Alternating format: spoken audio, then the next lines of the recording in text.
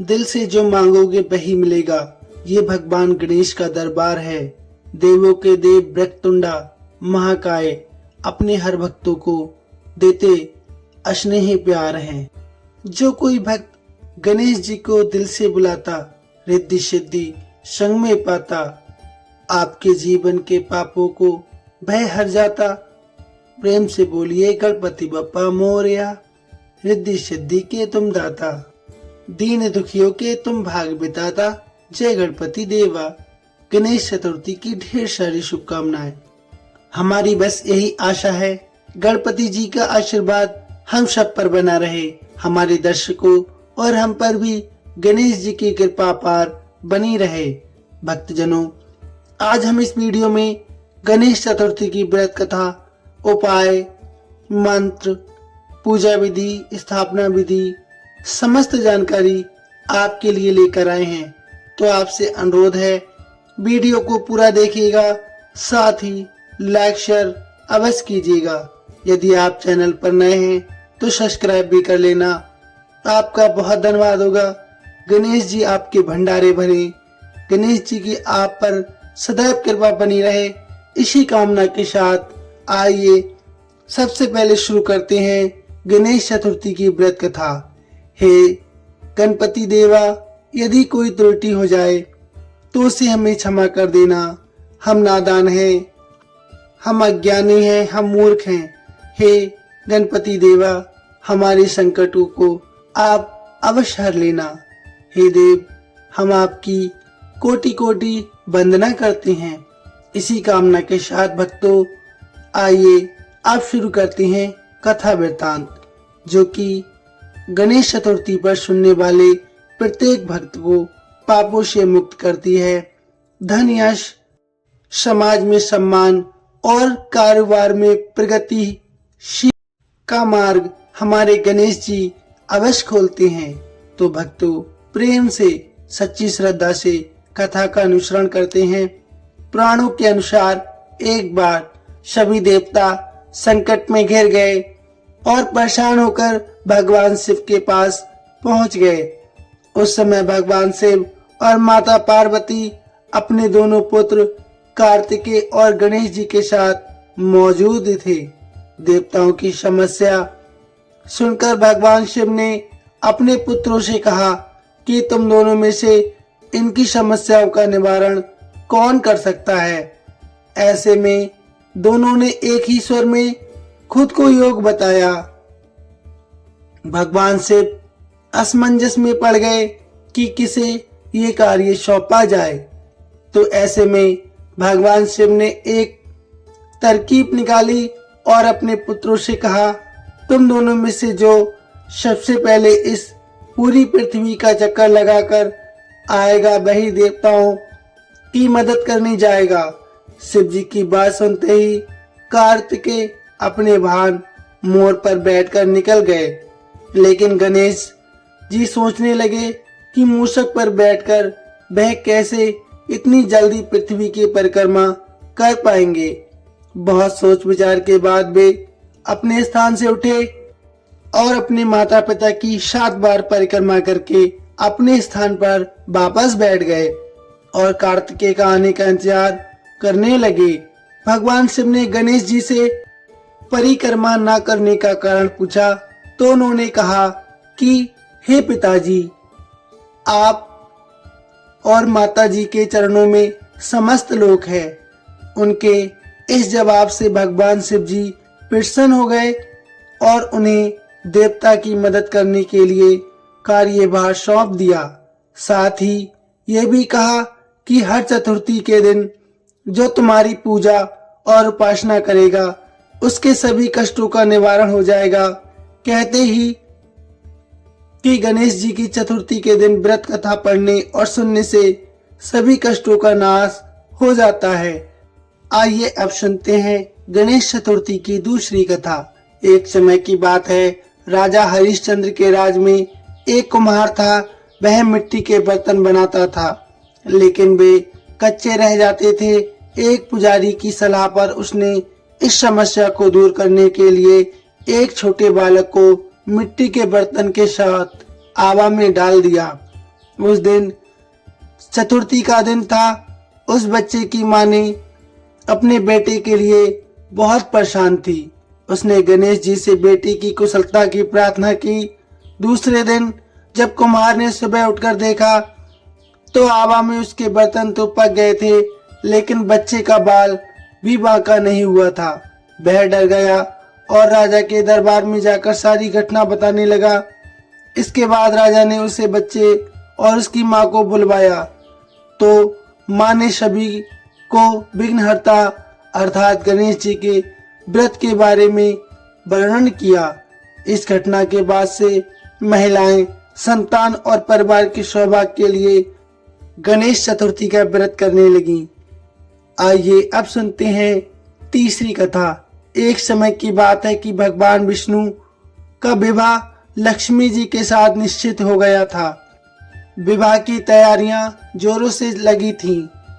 सभी देवताओं को निमंत्रण भेजे गए थे, परंतु गणेश जी को कोई निमंत्रण नहीं दिया गया था। कारण जो भी रहा हो, अब भगवान विष्णु जी की बारात चलने लगी। सभी देवता अपनी पत्नियों के साथ विवाह समारोह में शामिल हुए। उन सब ने देखा कि गणेश जी कहीं दिखाई नहीं दे रहे हैं।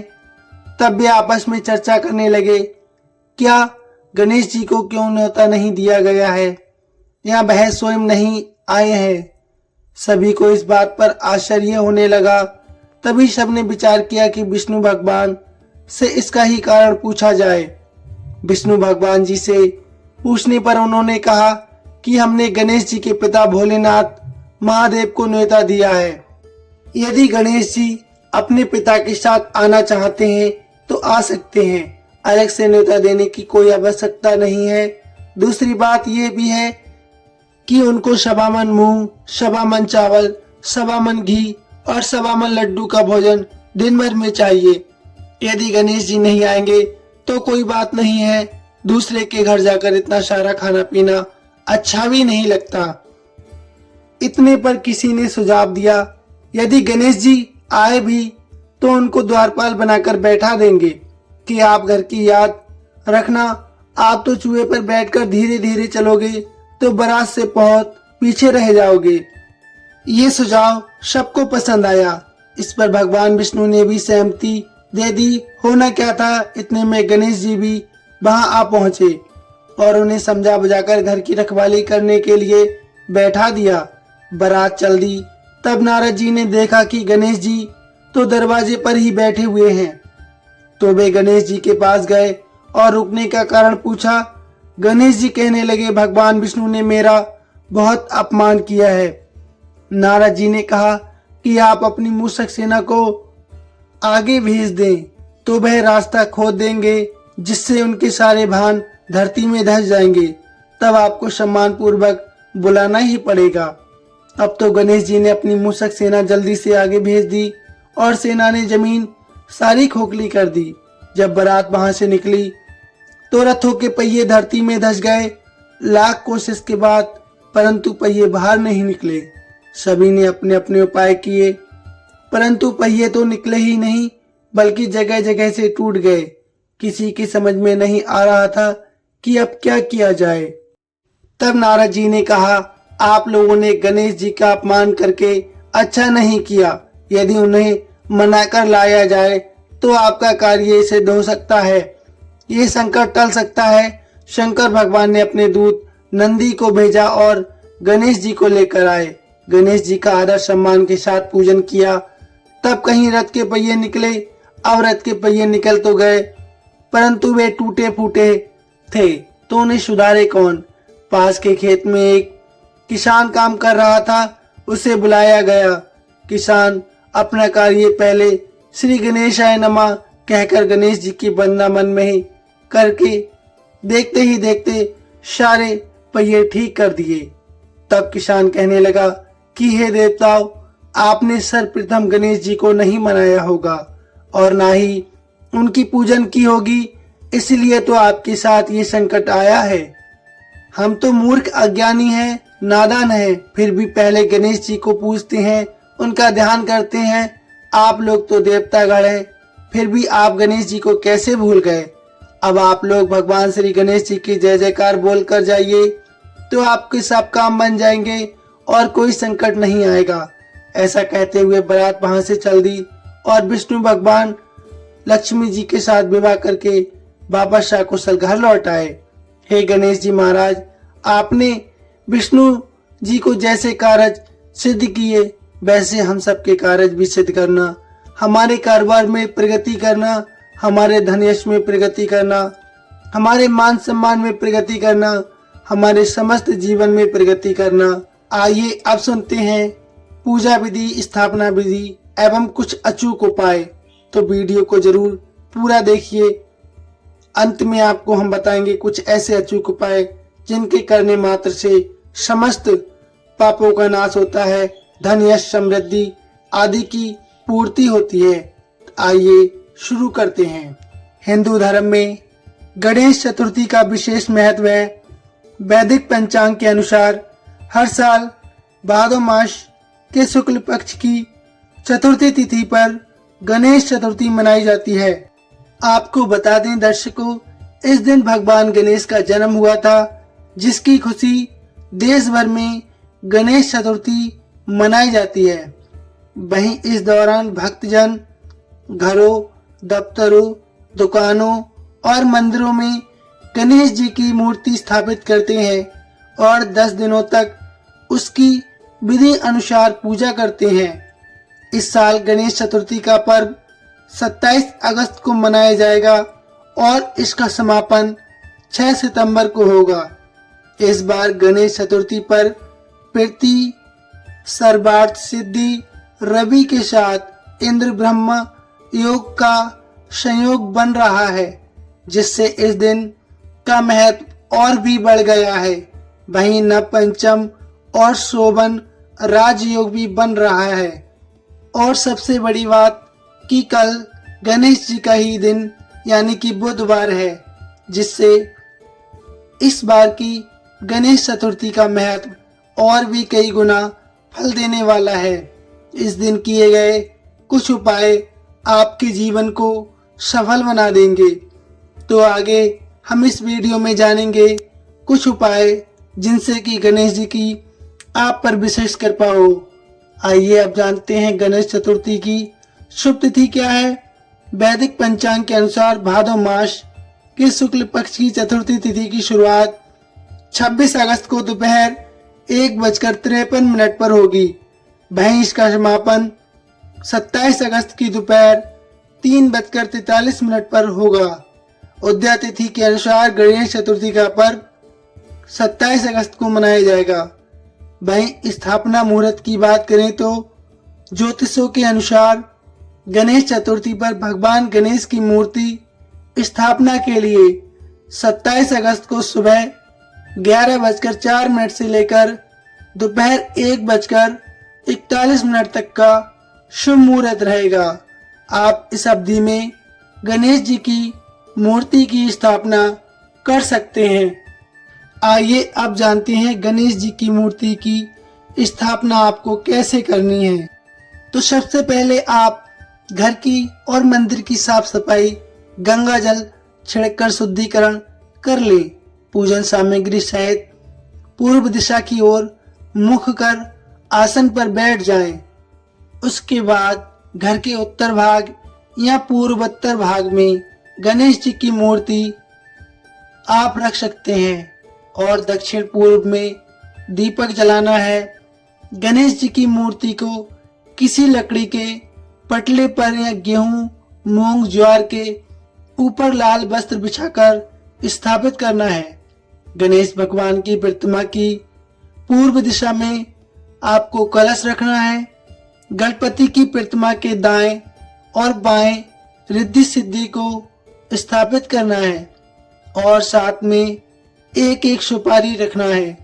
अपने ऊपर जल छिड़कते हुए ओम पुंडरीकाक्षाय नमः मंत्र का जाप करना है। भगवान गणेश को बारंबार प्रणाम करना है। 3 बार आचमन करना है तथा माथे पर तिलक लगाना है। मूर्ति स्थापित करने के बाद गणेश जी को पंचामृत से स्नान करवाएं। उन्हें वस्त्र, जनेऊ, चंदन दूर्वा, अक्षत, धूप, दीप, शमी पत्ता, पीले पुष्प और फल चढ़ाएं। पूजन आरंभ कर लें। अंत में गणेश जी की आरती करें और मनोकामना पूर्ति के लिए आशीर्वाद मांगे। पूजा करते समय आप इन मंत्रों को उच्चारण कर सकते हैं। ओम पुंडरी काक्षाय नमः, ओम गण गणपति नमः, ओम गणेशाय नमः। आपको भोग क्या लगाना है? आपको गणेश जी का मोदक का भोग लगाना है, मोतीचूर के लड्डू का, सात्विक खीर, सूखे मेवे, फल, हलवा, पंचामृत, मिठाई, बेसन के बने लड्डू का आप भोग लगा सकते हैं। आइए जानते हैं गणेश चतुर्थी पर चंद्र दर्शन क्यों नहीं करना चाहिए। इस दिन चंद्रमा को कलंक देने वाला चंद्रमा मानते हैं। ऐसा कहा जाता है कि अगर आप चंद्रमा को देखते हैं तो आपको भी अपयश मिलता है, आपकी बदनामी हो सकती है। इसके दोषों से बचने के लिए गणेश जी के लिए दान करना चाहिए। दरअसल मान्यताओं के अनुसार कहा जाता है कि चंद्रमा ने एक दिन गणेश भगवान का उपवास किया था, जिससे क्रोधित होकर गणेश जी ने चंद्रमा को कलंकित होने और उनके दर्शन करने पर उन्हें कलंकित कर दिया था। ऐसा श्राप दिया था। जब चंद्रमा ने अपनी भूल स्वीकार की और क्षमा मांगी तो गणेश जी ने कहा कि भादो मास शुक्ल की चौथ को जो दर्शन चंद्र के करेगा उसे भी कलंक लगेगा।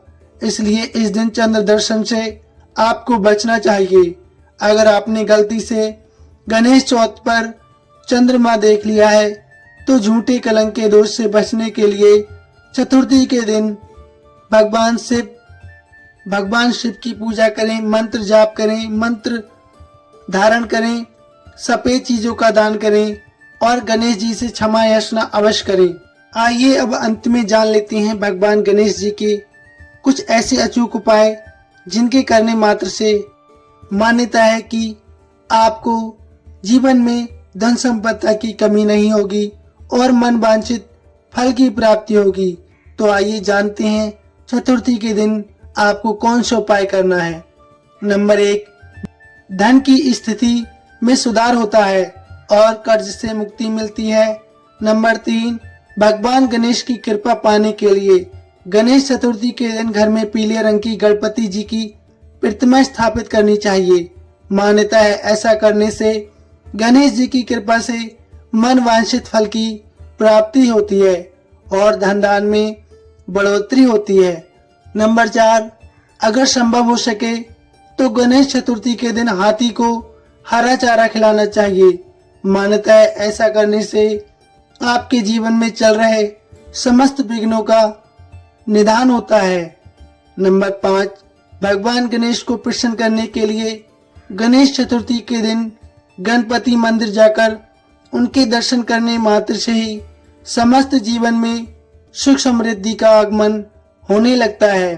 भक्तों, सच्चे मन और सच्ची भावना से की गई पूजा का फल आपको अवश्य प्राप्त होता है।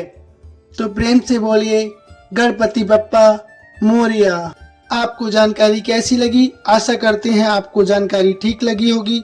यदि आपको अच्छी लगी तो प्लीज कमेंट में अवश्य बताइए। साथ ही वीडियो को लाइक शेयर कीजिए। यदि आप चैनल पर नए हैं तो सब्सक्राइब करना बिल्कुल ना भूलिएगा। आपका बहुत धन्यवाद होगा। एक बार फिर से प्रेम से बोलिए जय गणेशाय नमः, जय गणपति बप्पा मोरिया। धन्यवाद।